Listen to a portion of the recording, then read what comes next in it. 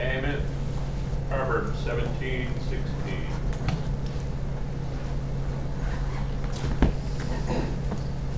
Wherefore is there Wherefore is there a prize in the hand of a fool to get wisdom, seeing he has no part to it? All righty. What good is money in the hands of a fool? How successful is the lottery? Well, do you Depends on mean, which do you, end of it. I was gonna say, do you mean the buying part or do you mean the winning part? The winners of the lottery. How much good does it do them? I don't know, never won. I haven't seen one that, maybe one or two actually use it for good. I was watching a thing one time where a guy, won the lottery and now he's dirt broke. He spent it on everything. Yeah. 87%, 86% of them go bankrupt when the money's all gone. And they have to forfeit their fine home, forfeit their fine car, forfeit their fine boat. And the bankruptcy court takes it over. And they end up back on the road crew laying asphalt. 86, 87% of them fail in the handling of the money. Okay. How about sports stars? How well do they do? Not very well. Very, almost 90% of them end up in bankruptcy.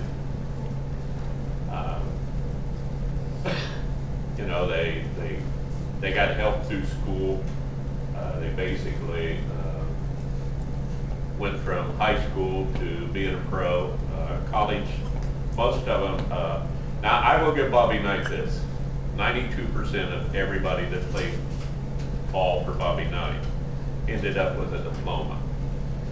Louisville, what percentage of the basketball players for Louisville end up with a diploma? About 10%. What? About 10%. Not that high. Oh, wow. Probably less than 5.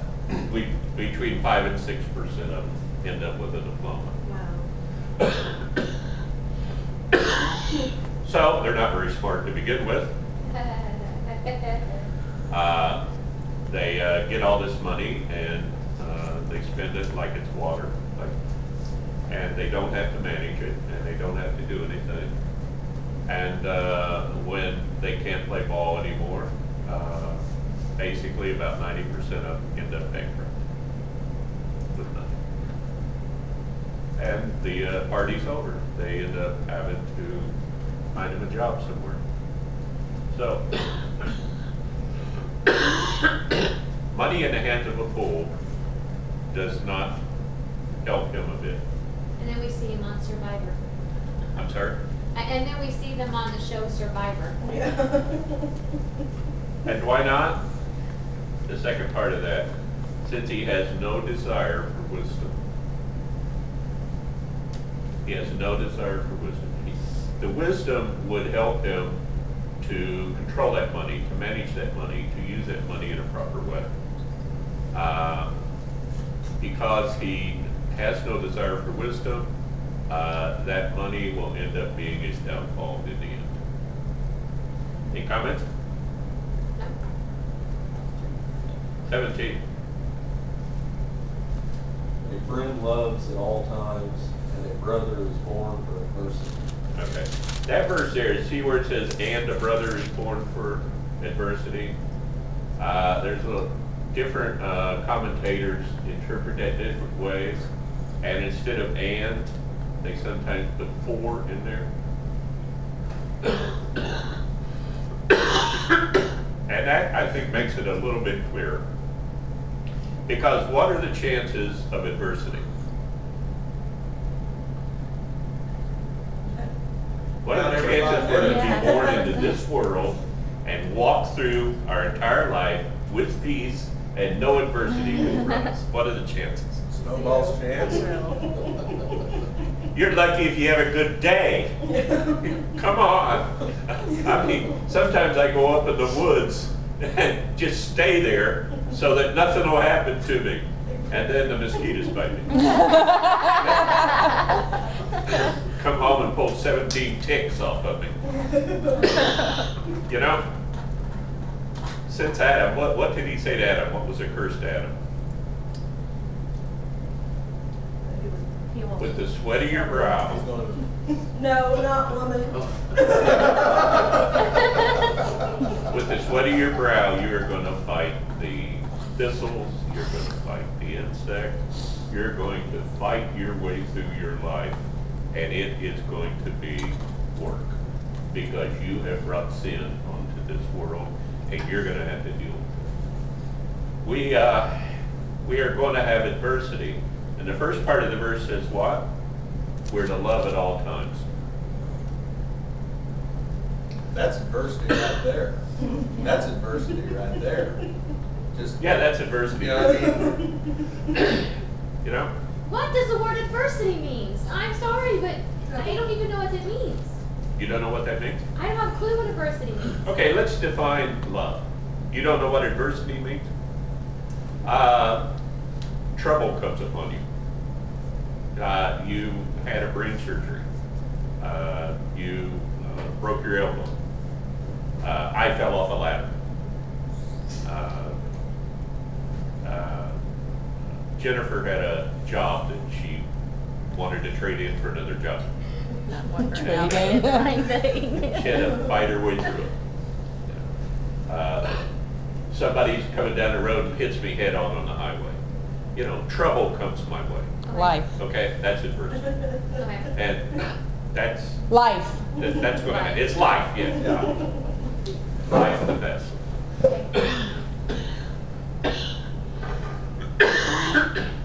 But it seems to relate the adversity to the love. Even through the hard times, you still love. Why does it say love at all times, for you will have adversity?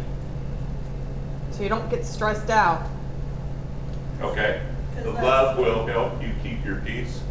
You won't be stressed out. What? That's what I was gonna say. That's the antidote to the adversity is the love. If the love comes first, the adversity can be handled. Okay? If you don't have love, now I'm not talking about Hollywood love, okay? I'm talking about agape love, God's love. If God's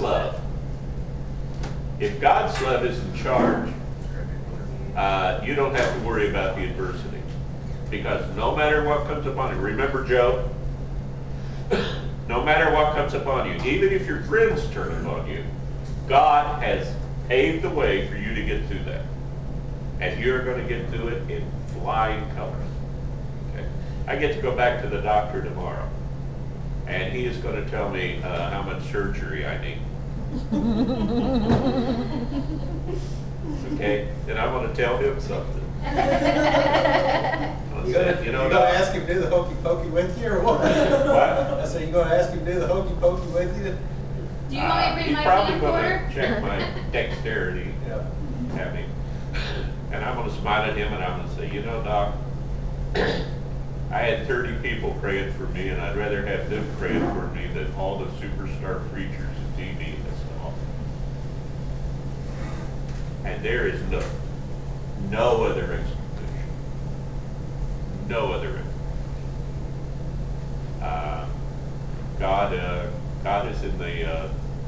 God is in the business of giving His love to take us through that adversity, no matter what it is, no matter what the problem is.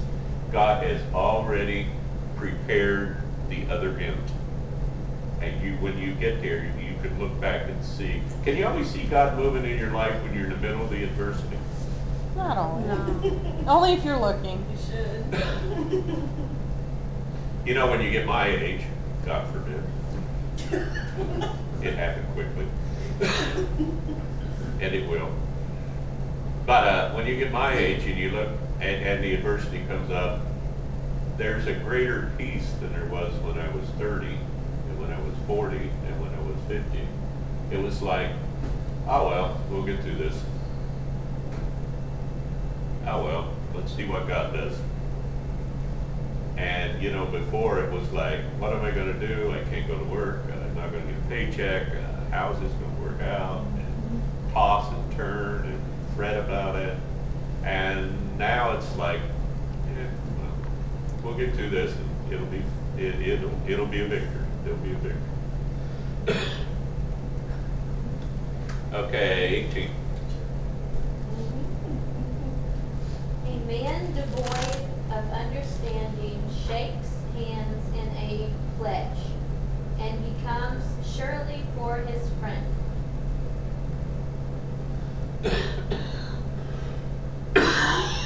Okay, a man lacking in judgment strikes hands in pledge.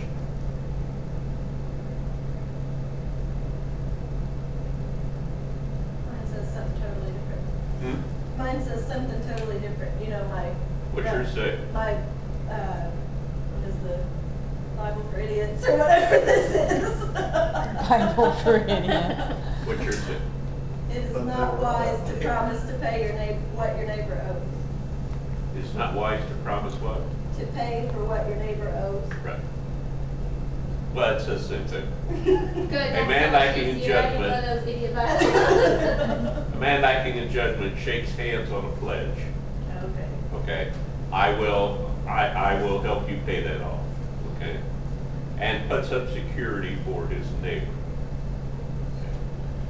I will guarantee he'll pay that off, and I'll put my farm up if you'll loan him the money for the car. And if he doesn't pay it off, You end up I on lose my people's farm. court. So is it telling you not to do that? say what? Is that what this is saying? Is this saying do not do that? Don't do it. It's Don't. not wise. Don't do it. So don't pay your neighbor's debts or don't put your stuff up. Is that Christian? Doesn't sound, I don't, as they say, you're supposed to put your family, God and your family before others, right? Isn't that how you, God, your family, others, me. right? So I guess if your family needs your electricity on and instead you pay your neighbor's electricity bill so they don't lose theirs, but your electricity goes out, that's not putting your family first. But you don't mortgage your farm to do it. How can you help If I've others got if the you're money not to help him helping? pay his electricity bill, and the Holy Spirit leads me to do that, Uh-huh. then pay the bill. But don't mortgage your farm and don't starve your kids to do it. Because what's the bottom line?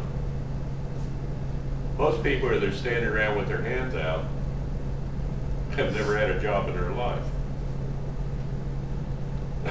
There was I'm behind a girl at the grocery store this week who pulled out her SNAP card. And she looked familiar, she looked familiar, she looked familiar. And then she pulled out her SNAP card. And then I realized that she was the granddaughter of a woman who got really upset with me when I was first came here to be postmaster because they wouldn't give her a welfare check early. When I first came here, 200 people on welfare check day would fill my lobby at 6 o'clock in the morning, beating on the windows. We need our check, we need our check, we need our check. It's illegal to hand them out over the counter. They have to be delivered to the address on them to try to hold down welfare fraud. Because they like to get them to 3 different addresses and then come in and say, oh, well, I moved, I haven't filled out a change of address card yet, because they don't want it to go to that address. Or they made a mistake, they put my address down wrong, it's going to come to this number and that's not a good address. All kinds of scams. So when I got here, they had been doing that, handing them out across the window, and I told them, I said, it is illegal to do this. It said right on the envelope, do not deliver anywhere but to the address on the envelope. And so I had to say no. Well, her grandmother got in my face about, I have to have that check, my kids are hungry, this and that and the other. I said, well, you get your mail before noon, so just go home and wait for it. And I was the bad guy. I mean, I was the meanest guy in the world. But then I saw her kids grow up and go on welfare, and I saw her kids grow up and go on welfare. Then I saw, and now this child of theirs, they had a real distinct look to their face. I mean, you knew when you looked at them, you knew they were from that family because they all looked exactly the same. They had the same eyes and the same shaped face and everything. And then I realized this girl was a third generation since I've been in the valley of this welfare thing going on, and none of them have ever had a job. And you're going to sign over your children's inheritance, your children's home, to help somebody like this? The Bible says if they don't work, they don't eat. Welfare was originally for somebody who fell off a ladder, broke his back, couldn't go to work for 6 months, and had to go through rehab and get himself back in shape. It was to keep his wife and his children from starving to death. It was not meant to be a lifestyle. And it's turned into the greatest fraud in the country and the biggest expense in our government. 62% of all of our tax dollars go to social programs. 62%. Only 14% goes to our highways. Well, sometimes giving people money or mortgaging your farm in their behalf does not help them a bit. They need to learn to be responsible for themselves. They're not my kids. It's not my house. You need to get a job. You need to work. And maybe the Lord will, maybe somebody is in a bind, and I know it's of no fault of their own, then God will have us help them. If both of them are working and, illness comes upon and a tornado takes the roof off the house, whatever, it is our responsibility to help those people. Sometimes a divorce comes up and people are on hard times for a while. It is our responsibility to take care of them, keep them on their feet. But we ought to see a positive response from that. We ought to see those people begin to give forward, not give back, but to give forward and start helping other people and pass that on. And most of the time within the church we do. Out in the world, we don't see that. It is our responsibility not to pay it back, but to generously pay it forward when prosperity comes back to us, and to set the example for other people. Because that shows the love of God to people. In this situation, you're pledging what you have so your neighbor can be irresponsible with his money. There was a story I read one time about during World War II, they took all the Japanese residents and they put them in concentration camps here in the United States. Okay? And we treated them a whole lot better than the Nazis treated people at their concentration camps. But we wanted to keep control of the Japanese because we were fighting a war with them. And we didn't know which ones were spies and which ones not. I personally think we overreacted, but that's what we did. There was a Japanese farmer in California who had a fruit farm with a neighbor who lived next door who was a Caucasian citizen of the United States. And the guy went over and he said, sell me your farm for $100, and when you get out of the camp, when the war's over, I'll sell it back to you for $100, and I'll take care of it while you're gone. Well, the farm, they ended up talking about it, and $100 was nothing, so the guy said, okay, I'll give you $1,000. I'll give you $1,000, and that'll give you some money to use while you're in the camp. So he gave him $1,000, and the Japanese guy was a Shinto worshiper. He wasn't a Christian. And the guy gave him $1,000, and he went off to the camp. Well, he was in the camp for 3.5 years. He gets out of the camp, he comes back, and he knocks on the guy's door, and he says, are you going to honor your pledge? The guy said, yes. He said, I'll sell you back your farm for $1,000. And the guy said, well, I don't have $1,000 to pay you for the farm.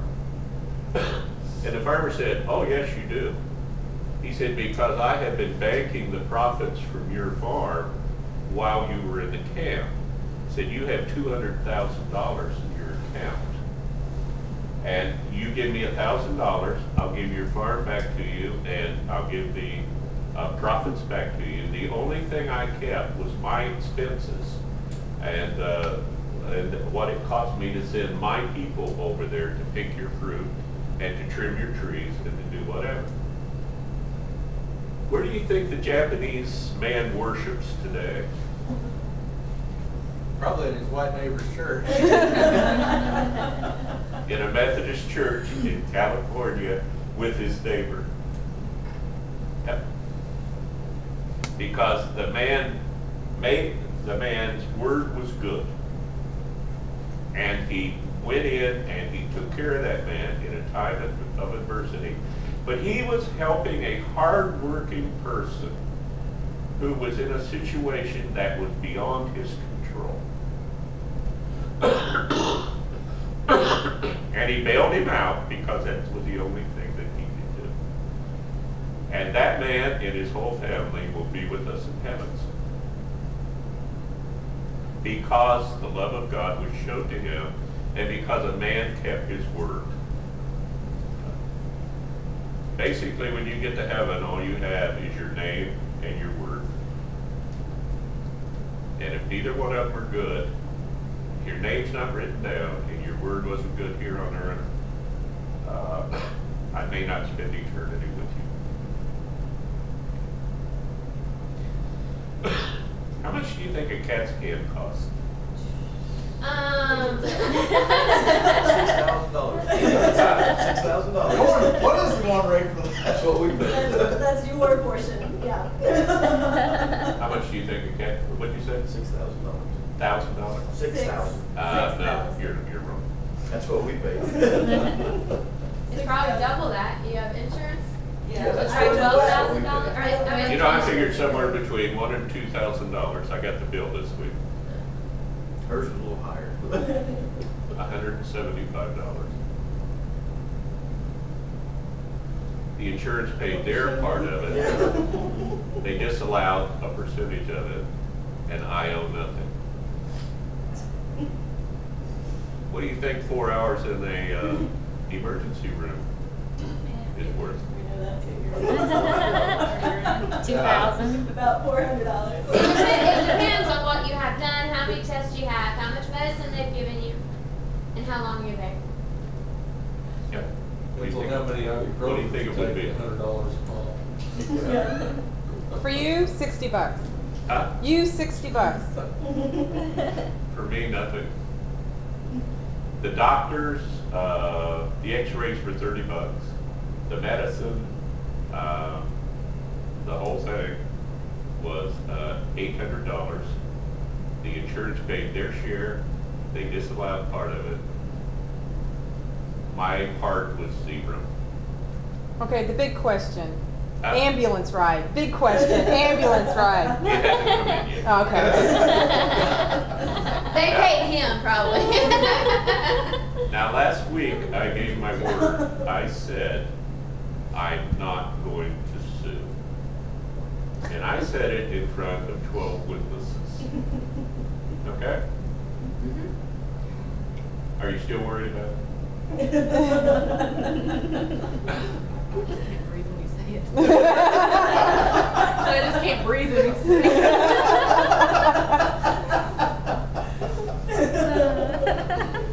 But when I committed myself in front of witnesses, I obligated myself, no matter what the temptation is in the days to come, to be good to my word.